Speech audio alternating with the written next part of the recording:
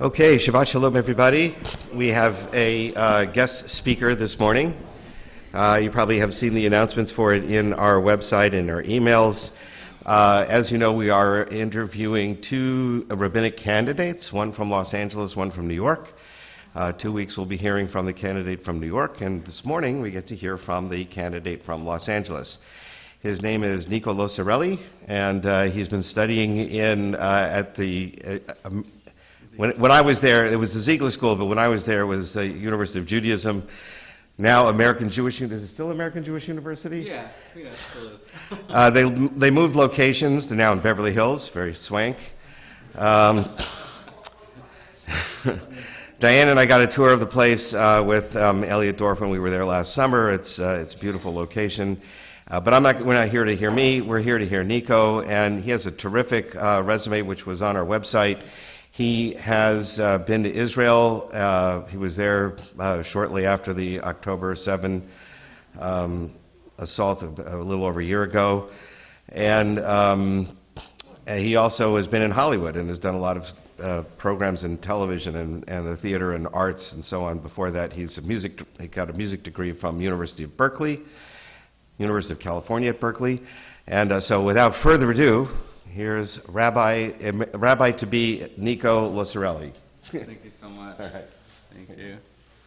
Shabbat Shalom, everyone. Thank you so much for having me and for letting me sort of swoop in here. It's a pleasure to see so many now familiar faces and some new faces, so I'm excited to get to know you all a little bit more. So I want to tell you all something. Passover is coming. Let me be the first one to break the news to you, or maybe the second, because we've been reading about it in our Torah. So with the help of the Torah, let me be the second to tell you. Passover is on its way. We recently rang in the new year of 2025, exited the gauntlet of fall and winter holidays, and after a brief respite, here come some more holidays. Now don't get me wrong, I love Passover, and while preparing the kitchen, koshering the dishes and the silverware, and cleansing our home of chametz, while it may end up being a lot of work, it really ends up being worth it. We get to gather with family and friends for the Passover Seder, smack each other with leeks like we do in our family, and use the Haggadah to tell the story of resilience and deep spiritual readiness of our ancestors' time in Egypt, when they fled from Egypt with God's help, without even enough time to let their bread rise. And that's why we eat matzah, of course, on Passover, to commemorate that very moment in history. Through eating matzah throughout Passover and telling the story of the Exodus from Egypt in our Haggadah, we reenact the Exodus to embody that resilience and that readiness. And we're even commanded to see ourselves as if it was us who fled from Egypt to do so. B'chol dor v'dor chayav adam lirot atzmo kailu hu yatsa mimitzrayim. In each generation, each person should feel as if he or she had actually been redeemed from Egypt. Shene'emar, v'higata libincha bayom hahu lemor, ba'avu ze asa Hashem li, b'tzeiti mimitzrayim. Because as it is said, you shall tell your children on that day, saying, it is because of what God did for me when I went free out of Egypt. It's because of what God did for our ancestors when they went free out of Egypt that we tell this story and transform it from it was because of what God did for them into it's because of what God did for me when I went free out of Egypt. So this story then isn't meant to be a kind of distant fantasy or history. It's meant to be felt, embodied, and experienced. So way before we tell the story on Passover, let's deconstruct what a story is and ask, what is a story? In its simplest terms, it's a narration of events from a particular perspective. Okay, great. Next question. What makes up a story? Stories have main characters, minor characters. They have rising action, conflict, and hopefully, some resolution. And they have a beginning, a middle, and an end. When we tell a story, already knowing its beginning, middle, and end, it can be easy to see and understand all of these elements, but when we are in a story, it's hard to tell where we are. Is this the beginning? Is this the middle? Is this the end? Also, what genre of story is this? Is this a romance? Is it a comedy? Is it a tragedy? It can be hard to figure that out when you're living a story, aka just living your normal life. And in that case, there really is no need for ka'ilu, as if, because we're living it. However, when we aren't living it, our tradition asks us to see ourselves ka'ilu, as if we were, because distance from an experience can cause forgetfulness. And the Jewish tradition calls us to remember the Passover story of the Exodus from Egypt as if it were our own experience, and by extension, strengthen us to remember and honor all of our own personal and harrowing experiences. So this is where our tradition asks us to play a bit and be actors. So yes, it's time to channel your inner theater kid, and if you don't have one, this will be an experience for you. So how do we get to ka'ilu, as if? I'd like to offer the famous German-American theater practitioner Uta Hagen's approach. Uta Hagen asks us to look at certain experiences we have already had in our lives and amplify them. For example, if your character, let's say your character is experiencing joy, think of a time in your life when you experienced joy and turn up the volume on that. Really try to revisit that experience. When we do that, we're a lot less likely to get distracted by the fact that we already know what's going to happen when we tell a story, because we're connecting to our own experiences in a way that pulls our attention to the present moment. Now this may sound very technical.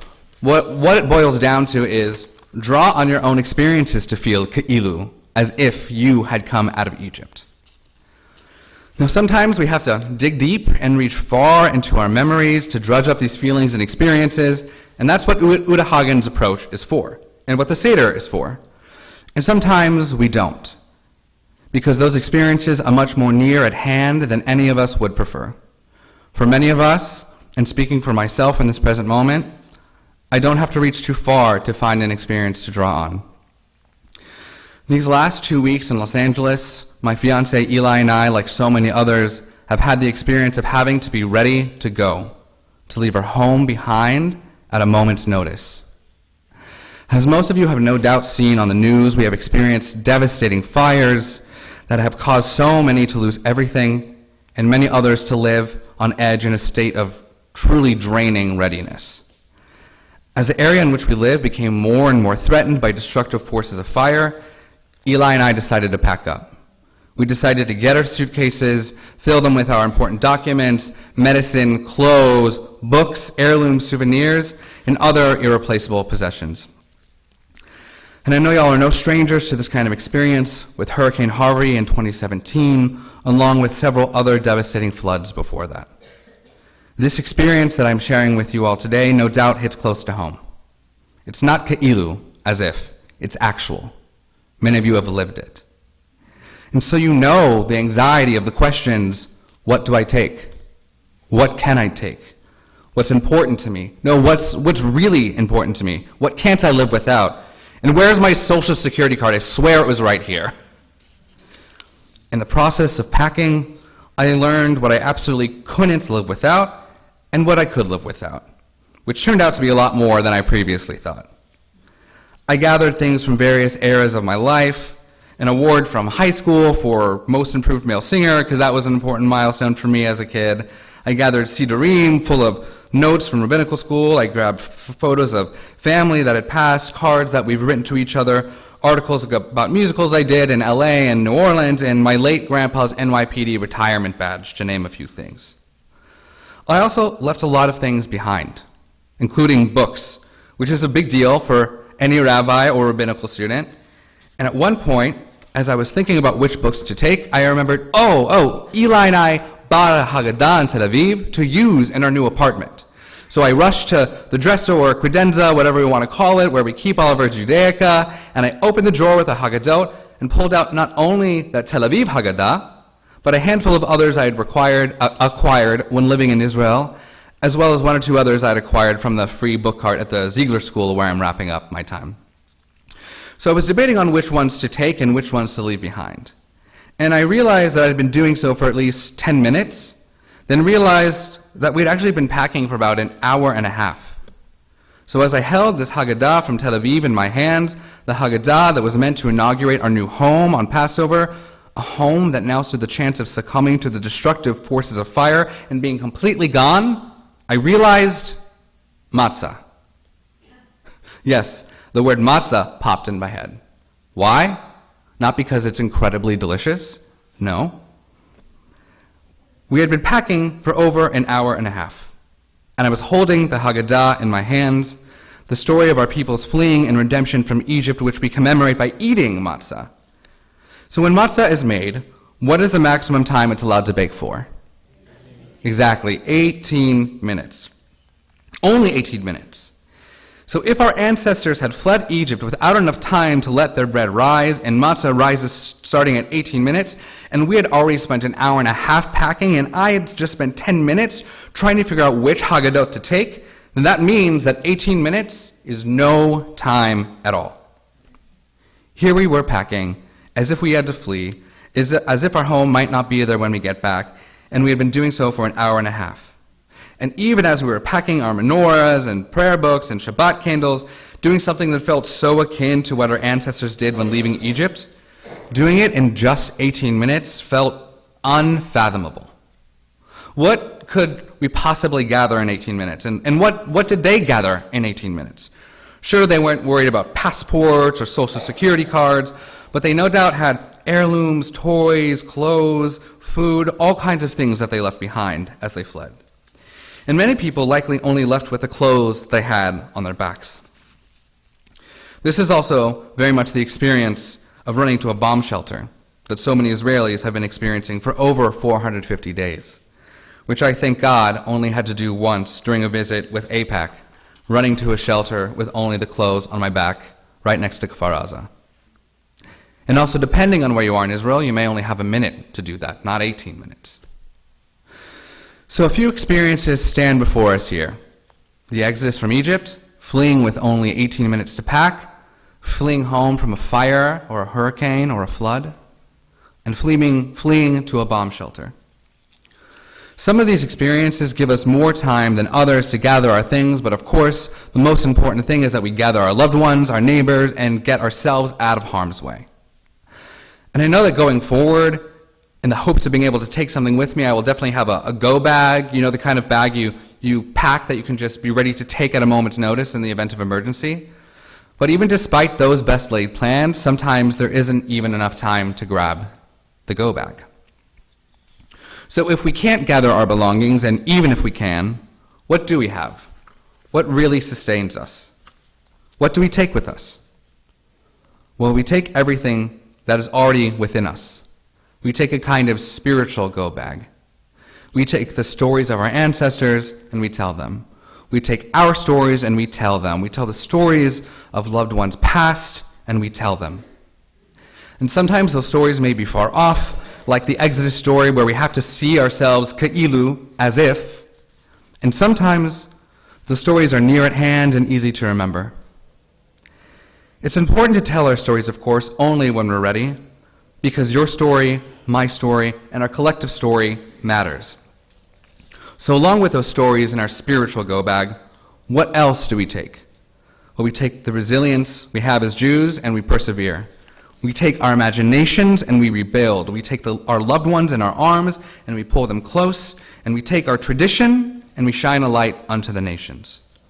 We look in the face of destruction, whether it's exodus, fire, hurricane, flood, or rocket, and we say, we choose the forces of life. We choose the forces of life over destruction. And in many ways, that is our story. That is the Jewish story.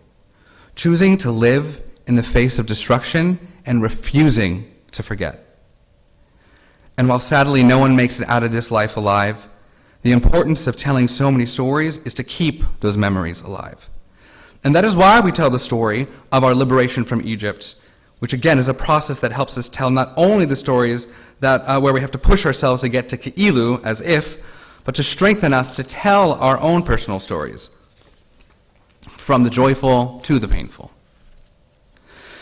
And this is all of it, is to help remind us of what we're made of, connecting us across time with the whole Jewish people, and remind us that we've tackled these challenges before, and we have everything within us to be able to do it again.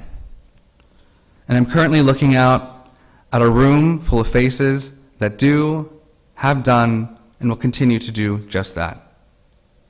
So wherever we are in our story, whether it's the beginning or the middle, I know that we are nowhere near the end. And that gives me hope. And I hope it gives you hope too. I want to thank you all for the opportunity to come here and share a bit of Torah today with wishes for a hopeful future, and wish you a Shabbat Shalom. Thank you.